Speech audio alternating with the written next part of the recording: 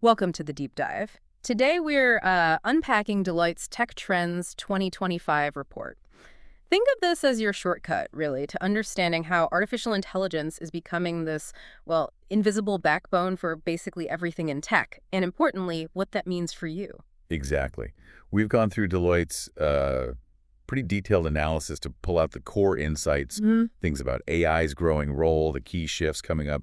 Our goal is to, make sense of it all without getting totally lost in the tech speak. Okay, sounds good. Let's dive right in. One of the really big ideas in the report is that AI is becoming, well, foundational, like electricity or maybe HTTP. Right. It's moving out of the flashy app phase and more into the background infrastructure, just making things smarter, faster. It's less about using AI explicitly and more about living in a world that's just powered by it. And Deloitte frames this using 6 macro forces, which is quite helpful. You've got interaction, information, computation, they call those the elevating forces. Okay. And then the grounding forces, the business of tech, cyber, and trust, and core modernization. And the key thing, AI is woven through almost all of them. It's the common thread. Almost all. So there's an exception. Yeah, it's interesting. They point to the new math, solving cryptography in an age of quantum. AI isn't the direct driver there. Ah, But, and this is the twist, AI advancements are actually helping accelerate progress in quantum computing itself. huh. So even where it's not the main focus, it's still playing a role. Pretty much, yeah. Its reach is just incredibly broad. Okay, so let's start with that first force, interaction. The trend is spatial computing takes center stage. Right. And the report kicks off by highlighting a frustration many people feel. Working with certain digital tools needs really deep specialized knowledge. Right? Yeah, like CAD software. If you're not an engineer, good luck figuring that out. Exactly. It creates these information silos. So spatial computing is pitched as the solution. Yeah. Well, the idea is to make interacting with information more intuitive, more natural, by sort of blending the physical world and the digital world. So data isn't just trapped on a screen. Okay, I think I get the concept. Are there examples of this already happening? Yeah, definitely. The report mentions things like advanced simulations. Yeah. Think asset-heavy industries testing scenarios virtually, or visual interfaces that overlay data onto the real world for supply chains, maybe marketing. But the key, and the report really stresses this, is data integration. Bringing it all together. Right. They mention an energy giant, for instance, building this central spatial storage layer connected to all sorts of data sources. Okay, so data integration is foundational. How does AI supercharge this whole spatial computing idea then? Well, advances in AI, particularly what they call multimodal AI, are seen as key, Multimodal, meaning? meaning AI that can understand different types of input, text, images, audio, video, all in one go. Ah, okay. That really helps lower the barriers to getting different systems and data types to work together smoothly. Got it. And the report also talks about agentic AI. What's that? Think of them as smart, proactive digital assistants. They understand the context of what you're doing, maybe anticipate your needs, and can even execute tasks autonomously. So like a superpowered Siri or Alexa, but for specific jobs? Kind of, yeah, but more integrated into your workflow. Imagine an agent helping a supply chain manager, spotting disruptions and adjusting on the fly. Or warning a financial analyst about market shifts. Exactly, that kind of proactive support. So in that kind of future, AI becomes the main way we interact with tech. Less clicking, more telling. Potentially, yeah. You express a need, maybe even with a gesture in the spatial environment, and the AI agent handles the how. The report paints a picture of bots alerting executives or even drafting reports. Wow. Okay, that's a big vision. How far off is that? The report is realistic. Fully autonomous, context-aware agents in spatial computing, that's still years away. Right. But the practical advice now for businesses is start building those robust data pipelines. Get your data house in order. Because that unlocks the more immediate benefits. Exactly. Things like autonomous asset inspection using computer vision or creating those really true-to-life simulations. Foundational stuff. Okay, let's move to the second force, information, and the trend. What's next for AI? Yeah. You mentioned it's not just about those huge language models anymore. Right. That's a key message. While large language models, LLMs, got all the attention, the future is actually more diverse. We're moving beyond relying only on these big general-purpose models towards smaller, more specialized models. Think AI designed for very specific business tasks. The report uses the analogy different horses for different courses. Makes sense. More efficient, maybe cheaper for certain jobs. Precisely. You don't need a massive model just to, say, summarize an inspection report effectively. And this isn't just about model size, is it? There's a shift in what AI does. Yes, a potentially huge shift. From AI mainly augmenting our knowledge, helping us find or understand information, to AI augmenting execution, actually doing things. But that's the agentic AI again. Exactly. AI that can carry out discrete tasks. Draft that financial report, fill out that grant application. The report's phrase, "there's an agent for that," kind of captures it. But agents, models, they all need good data, right? Absolutely critical. The report hammers this point. Yeah. Garbage in, garbage squared. Yeah. So we're seeing and will continue to see much more investment in the whole data lifecycle collection, cleaning, governance. They give a good example. Lift Impact Partners, fine-tuning assistance with specific data to help new Canadian immigrants with paperwork. So tailoring the data makes the AI genuinely useful in that context. Exactly. Specificity matters. Okay, so beyond the big LLMs, what are the key AI types the report focuses on for future value? They highlight three main pillars: Yeah. small language models, SLMs, multimodal models, and agentic AI, or action models. Let's break those down. SLMs first. Okay, SLMs. Mhm. They're largely about optimizing existing AI uses, making them more efficient, cost-effective, like summarizing those reports we talked about. Because they're smaller and can be trained on curated data, they can sometimes run right on your device, which is good for privacy and speed. Big names like Microsoft, Mistral, Meta are offering them. Plus, there's a lot happening in open source with Hugging Face, RC.ai, lots of customization potential there. Okay, and multimodal models. You touched on this with spatial computing. Yeah, their power is understanding and processing different kinds of data together. Text, images, audio, video, and they can output in different formats too. Which helps with. Digital inclusion, for one. Think translating marketing materials that mix text and images. Or complex optimizations like analyzing supply chains using sensor data and photos of warehouse conditions. Connects back to spatial computing again. Definitely. They're crucial for those richer, more immersive experiences. And lastly, agentic AI or action models. How are they different again? The key is they go beyond just Q&A. They can complete tasks in the real world. And ideally, without needing super detailed, step-by-step prompts every single time. Like booking the flight, not just listing options. Exactly. Or handling a customer support issue from start to finish.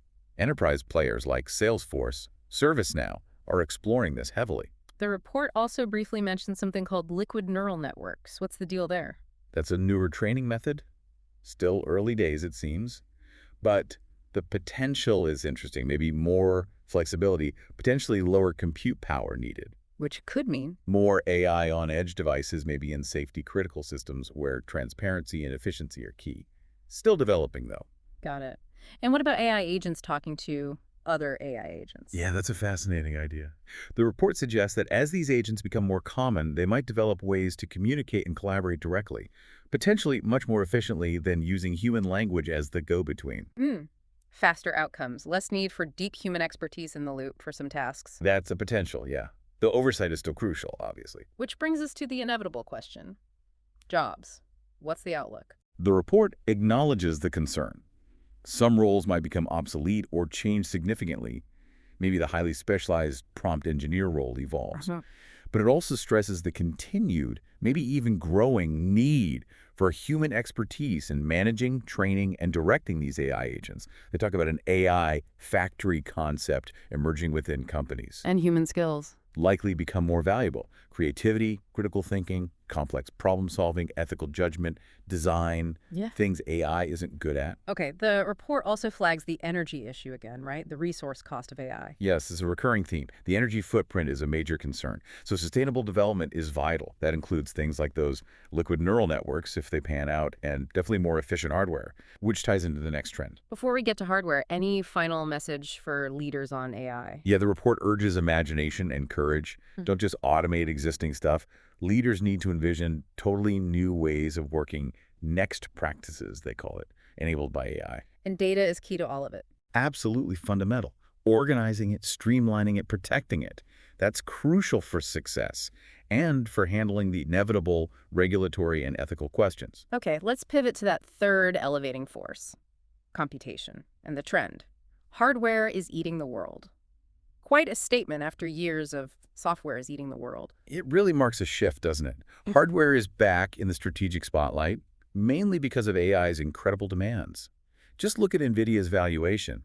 Specialized chips are suddenly mission-critical. And the market size reflects that. Hugely. The report mentions projections, something like a $50 billion market just for generative AI chips in 2025. Wow. And this isn't just giant servers and data centers, right? It affects end-user devices, too. Definitely. AI PCs are a big focus. The idea is they can future-proof infrastructure somewhat. By running some AI models locally, offline, you potentially reduce cloud costs and enhance privacy, especially for knowledge workers. So should companies rush out and buy everyone AI PCs? The report advises a more strategic approach to refreshing end-user computation. Understand the needs first. And the energy issue comes up again with hardware, I imagine. Massively. Data centers running AI are power hogs. The report cites IEA predictions energy demand could triple in the next decade, potentially matching entire countries. Yikes. So there's intense focus on energy sources. The report mentions reopening a nuclear plant specifically for data centers and efficiency innovations. And AI hardware is moving beyond just computers and servers. Oh yeah, into the Internet of Things, into robotics. Expect much smarter, more autonomous devices everywhere. Healthcare, manufacturing, you name it. Let's talk chips. GPUs are key, right? GPUs became the go-to for training big AI models. Demand just shot through the roof, outstripping supply. Right. Even as companies like NVIDIA release newer, more energy-efficient versions, the hyperscalers, the big cloud providers, are basically buying them up as fast as they can be made. What about NPUs, neural processing units? They're different. NPUs are designed to be super efficient for running smaller AI workloads, often with much less power. Ah, so they're good for Running AI locally on devices, like those AI PCs. Great for privacy-sensitive tasks or when you need quick, local responses. The report notes maybe only 30% of current enterprise PCs have NPUs, suggesting a big hardware refresh cycle might be coming. So infrastructure becomes strategic again. It's not just about assuming infinite cloud resources anymore. Exactly. Access to the right kind of specialized hardware, whether GPUs in the cloud or NPUs on the edge, is becoming a real competitive differentiator. And edge computing plays a big role here. All those sensors and devices generating data. For sure. So much data is now created at the edge. NPUs let you process some of that data locally, running AI models right there. This enables hybrid computing, faster responses, better privacy, because not everything has to go to the cloud. Given the scarcity and cost, the build versus buy hardware decision gets complicated. Very. The report warns against just scrambling for GPUs without a clear plan. You need to understand your AI readiness first. Maybe offline NPUs are better for sensitive data. That's a consideration, yeah. Plus, avoiding runaway cloud costs is huge. The report mentions estimates of GPU underutilization, too. Really? So people are buying them but not using them efficiently? Seems like it can happen. Yeah. There are solutions emerging, like HP offering ways to share workstation AI resources. And then there's the whole AI sovereignty angle, with countries wanting their own national AI clouds. Right. Another layer of complexity. And back to sustainability and data centers. It's a massive challenge. Hmm. The strain on aging power grids is real. So we're seeing innovation on all fronts. Renewables, the report mentions nuclear partnerships, geothermal in Iceland, volcanic power in El Salvador. Wow. Also using AI itself to optimize data center energy use, plus hardware improvements like laser interconnects, maybe even 6G eventually. And the report ends the hardware section with robotics examples. Yeah, showing how AI hardware transforms robotics in places like warehouses and smart factories. They mention Mitra's modular storage system as an example of AI-driven automation in logistics. Okay, let's shift to the business of technology and the trend IT amplified. AI elevates the reach and remit of tech talent. So IT is now leading the charge on AI transformation, not just digital transformation. That's the core idea. It's a big opportunity for IT to redefine its role, its priorities, how it invests. How might that role change in practice? Well, with AI enabling more citizen developers and digital agent handling routine stuff, IT could shift. Less focus on just building and maintaining everything themselves, more on orchestrating systems, enabling innovation, managing platforms. Does this mean smaller IT teams? The report suggests maybe leaner, but with a wider purview, more integrated with the business. Centralization might be needed for speed and focus, though, and spending is actually up because of AI demands, especially for companies really leaning into generative AI. And upskilling becomes crucial for IT folks. Security, machine learning. Absolutely. But AI can help there, too. personalized learning paths, virtual tutors. The report cites Bayer using AI for e-learning content, Google providing AI tools for developers to learn. What about managing cloud costs? FunOps. AI can play a big role, analyzing spending in real time, spotting anomalies, optimizing resource use. It helps tackle those runaway cloud bills we mentioned. The report also talks about autonomic infrastructure. Yeah. Sounds futuristic. It's the vision of infrastructure that can largely manage and heal itself. AI handles automated resource allocation, predictive maintenance to stop failures before they happen, anomaly detection.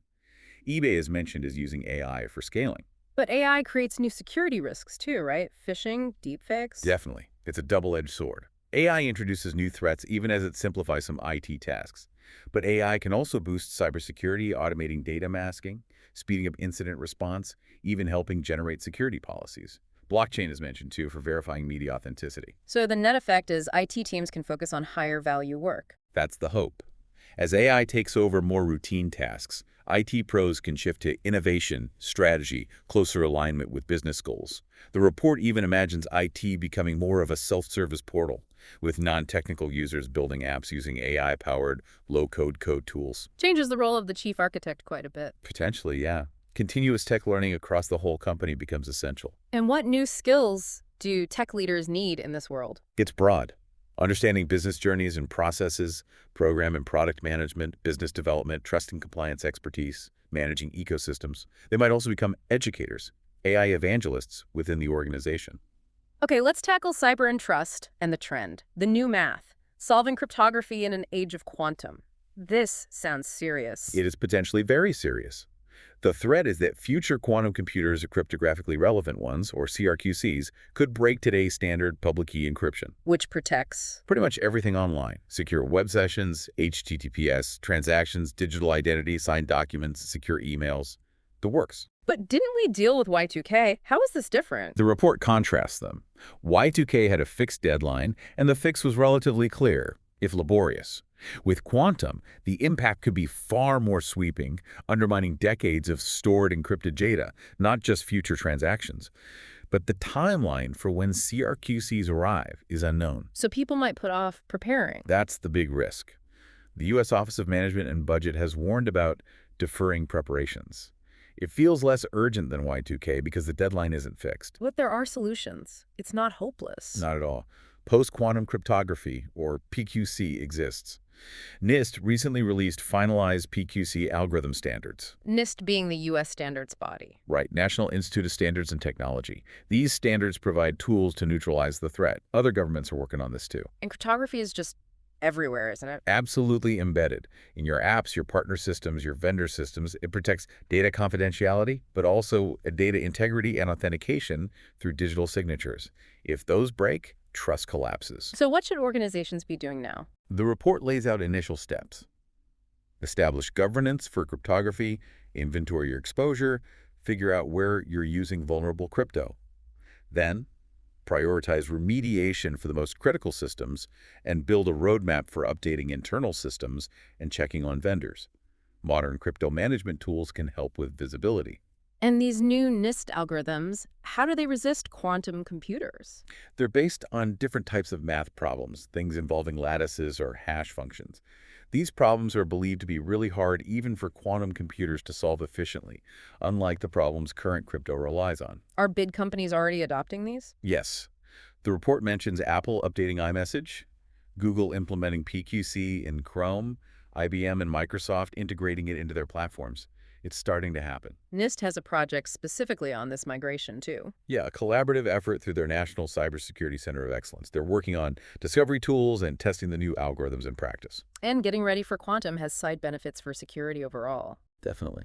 Just going through the process, inventorying crypto, improving governance, maybe being more cautious about what data you encrypt and store long-term, strengthens your general cyber hygiene. The report uses the term cryptographic resilience. What's that about? It's about building the capability to adapt quickly, not just doing a one-time fix for quantum, but creating repeatable processes. So if a new cryptographic threat emerges later, you can respond faster without starting from scratch each time. Makes sense. It's about protecting digital trust, fundamentally. Exactly. It's not just enterprise data, it's the trust underpinning our increasingly digital lives. Okay, moving to core modernization with the trend, the intelligent core. AI changes everything for core modernization. So AI is getting baked right into core systems like ERP. Fundamentally rebuilt around AI is the argument. It's not just adding AI features, it's changing how these systems work and how businesses operate using them. How does it challenge that old system of record idea? Well, AI can now reach into the core, learn how things work, learn the business logic, so users might not need to go directly to the core system for every little thing. They could ask an AI assistant that already understands the core's data and processes. So it's more than just automation. Yeah, it's potentially rethinking the whole process, not just making the old way faster, but finding entirely new ways. And this leads towards autonomous decision making. That's the trajectory the report sees, starting with AI analysis and recommendations from core data, then moving to AI agents taking action based on those insights, and eventually some level of autonomous decision-making within defined boundaries. But core systems themselves are still seen as critical assets. Oh, absolutely. Maybe even more so as the trusted data source for AI. The report notes the ERP market is growing because companies recognize their importance. So how do companies manage the AI part? Use the vendor's AI, third-party tools, build their own. That's the big orchestration question. Do you use the modules from SAP or Oracle? Do you plug in specialist AI tools? Do you develop in-house models connected via APIs? The report stresses needing a clear strategy aligned with business goals. It quotes SAP on this point. Are there examples of this happening already? Yeah, Graybar, the distributor, is mentioned. They're modernizing their core, but using a mix vendor modules, third-party tools, custom AI. The goal is efficiency and revenue growth, letting salespeople sell instead of digging for info. There's a ServiceNow example too. Right, for new employee onboarding. AI automates provisioning access to HR systems and stuff. It saves time, lets HR focus on higher value tasks.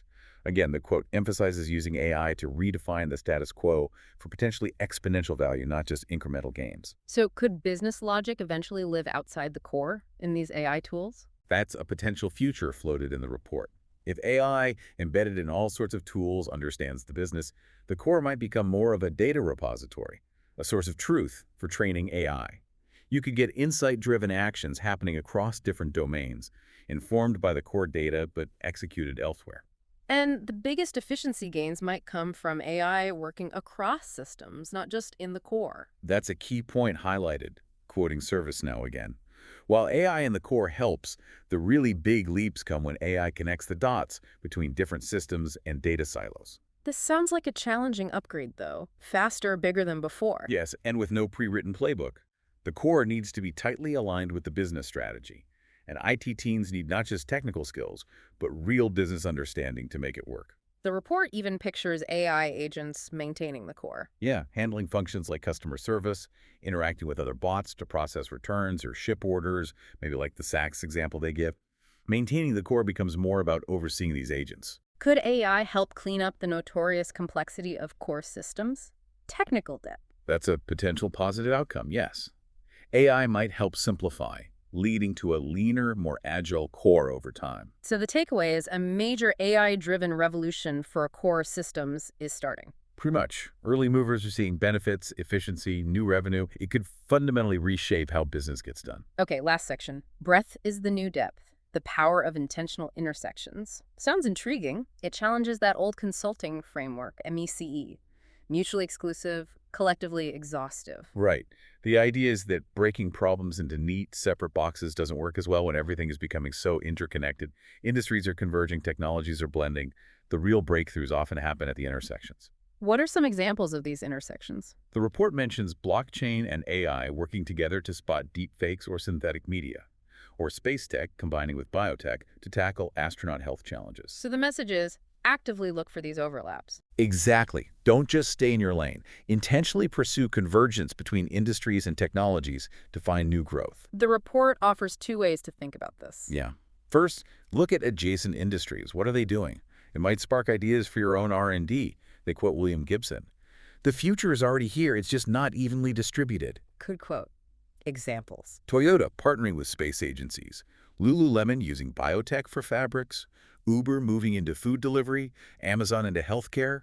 crossing traditional boundaries, Man, the second perspective. combining technologies for synergistic growth. The analogy is a hammer versus a jackhammer. Combining tech creates something much more powerful. And AI is like the ultimate connector technology here. It seems that way. Its potential for convergence with almost any downstream technology is huge. AI plus robotics gives you autonomous machines. That intersection creates data, which improves the AI, which improves the robots. A flywheel effect. So leaders need to break down silos between their own tech teams. Definitely. Encourage collaboration between, say, the AI team and the robotics team, or the data team and the materials science team. Avoid just incremental improvements within each silo. The report connects us to the idea of a Renaissance person. Yeah, but updated. Today, we need generalists, not connectors. People who can see links between seemingly unrelated fields. Interdisciplinary thinking is key. So seeing weird degree combinations or encouraging cross-functional projects isn't odd, it's necessary. That's the argument. It's crucial for future innovation. And it leaves us, the listeners, with a final thought. A provocation, really. What convergence, what unexpected intersection will your organization discover next? Pushing you to think broadly. Okay, that brings us to the end of our deep dive into Deloitte's Tech Trends 2025. Let's just quickly recap the big themes for you, the learner. We saw AI becoming this pervasive, often invisible foundation. Right. Impacting spatial computing through intelligent agents, driving a shift to diverse AI models, SLMs, multimodal, agentic. We talked about the hardware comeback making infrastructure strategic again. And the changing amplified role for IT moving towards orchestration. Plus the urgency around quantum-resistant cryptography. The AI transformation of core systems, and finally, this power of intentional intersections. So hopefully understanding these trends gives you a real shortcut to being informed about where tech is heading. Yeah, it highlights the big forces and where you might look for opportunities or areas you want to dig into more yourself. So we encourage you to think, how does this apply to your interests, your field? What stood out? What questions do you have now? And maybe consider that final thought from the report. In this world shaped by unseen algorithms and unexpected combinations, what surprising intersection might unlock your next big insight, your next aha moment?